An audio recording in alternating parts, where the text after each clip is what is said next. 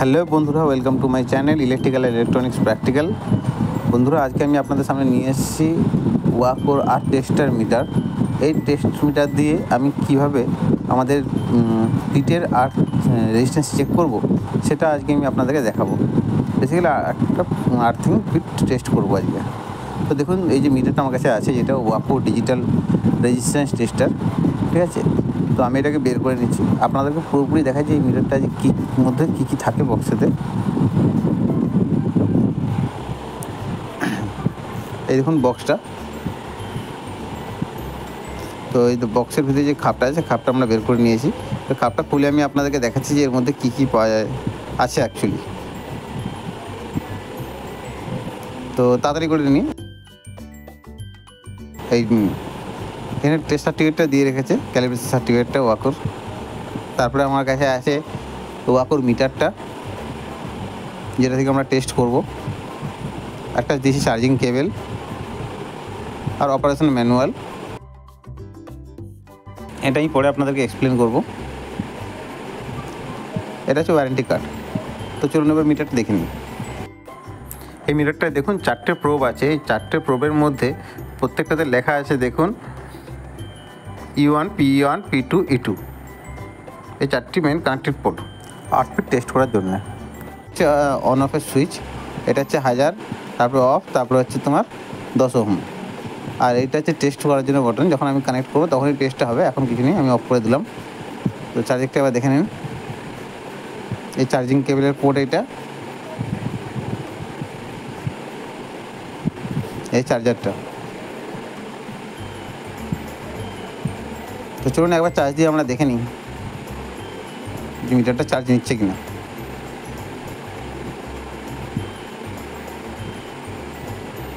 তো দেখুন, চার্জারে যখন সুইচটা দিলাম তখনই আমার এখানে রেড ইন্ডিকেটার জ্বলে গেল। তো যখন আমি মিটারটা অন করলাম, এটা চার্জিংটা বন্ধ হয়ে যাচ্ছে। তো তাহলে এখান থেকে কী বুঝলাম যে আমরা যখন অফ কন্ডিশনে রাখবো তখনই মিটারটা অন করে আমার চার্জ হবে, নাহলে হবে না। আমি চার্জারটা বন্ধ করলাম। চলুন আপনাদেরকে অপারেশন ম্যানুয়ালটা এবার বুঝিয়ে দিই।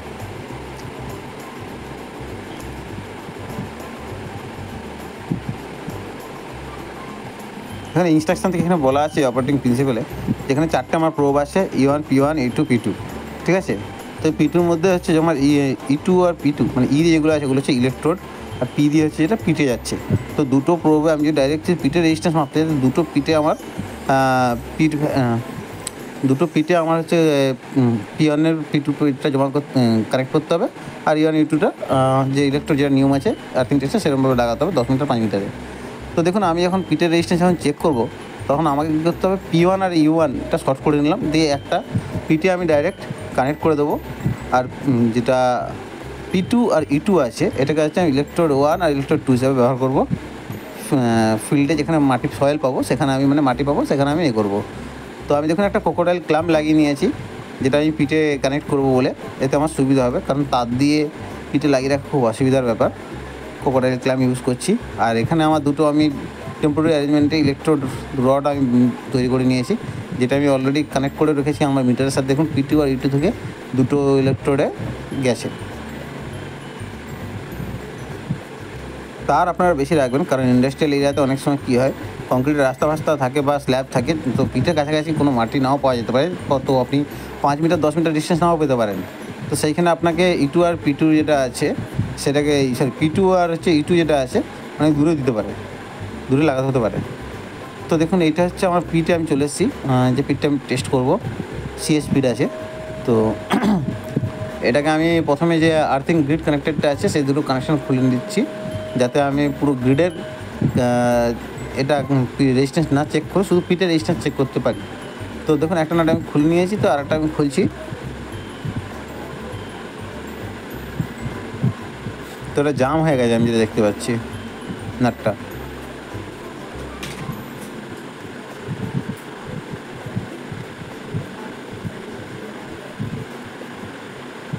এটা নিয়ম যেটা হচ্ছে, দুটো পিটের যে গ্রিডের রড দুটো এসছে, ফ্ল্যাট দুটো 50 আর্থিং ফ্ল্যাট, এগুলোকে আমার পুরো সেপারেট করে দিতে হয় এই সিরিজ প্লেটটা থেকে, পিটটা থেকে। তারপরে আমি হচ্ছে পিঠের আর্থিং রেজিস্ট্যান্সটা পাবো। তো এই দুটোকে তুলে আমি এর মধ্যে দুটো কাঠের টুকরো দিয়ে দেবো, যাতে কানেক্টেড না থাকে। এটা আপনারা আপনাদের ক্ষেত্রেও করবেন। আর অনেক সময় কী হয়, কানেক্টিং প্লেট থাকে, তো কানেক্টিং প্লেট খুলে দিলে ইজিলি হচ্ছে আইসোলেট হয়ে যায়। বাট এখানে আর্থিং কিটটা সেরকমভাবে করেনি, এখানে জাস্ট এমনি কানেক্ট করে ছেড়ে দিয়েছে, তাই জন্য আপনার এরকম দেখাচ্ছে।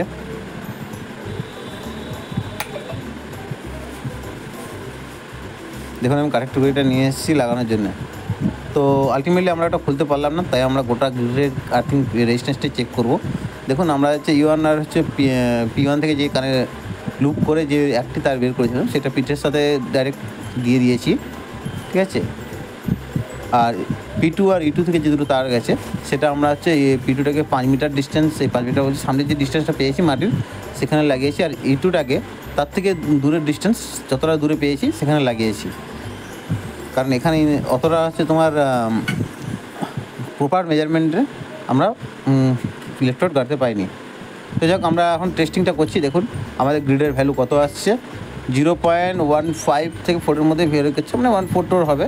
তাই আমি বন্ধ করলাম। দেখুন এবার আমি আবার যেটা 1000 আছে ওই দিকে দিয়ে টেস্ট করছি যে কত ভ্যালু আসে, কারণ এটা 0.1-এ তো আসছে।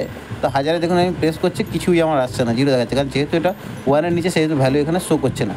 আর যখন আমি 1-এর রেসপেক্ট 10-এর রেসপেক্টে দিচ্ছি তখন পয়েন্টের ভ্যালুটা আসছে, তখন 0.132 ভ্যালুটা দেখাচ্ছে। তার মানে এখান থেকে আমাদের দেখা যাচ্ছে সয়েলের যে রেজিস্ট্যান্সটা খুবই কম ভালো আছে। মানে অ্যাকচুয়ালি যত কম রেজিস্ট্যান্স আপনার হবে ততই খুব ভালো হয়, যখন লিকেজ কারেন্টটা হয় পাস করবে কোনো ফল্টের, মানে যত রেজিস্ট্যান্স কম আছে তাড়াতাড়ি খুব পাস করে যেতে পারে। তা না হলে আপনার ইন্ডাস্ট্রিয়াল যে কোনো ইকুইপমেন্ট থেকে শুরু করে যে কোনো কিছুকে ক্ষতিগ্রস্ত করতে পারে।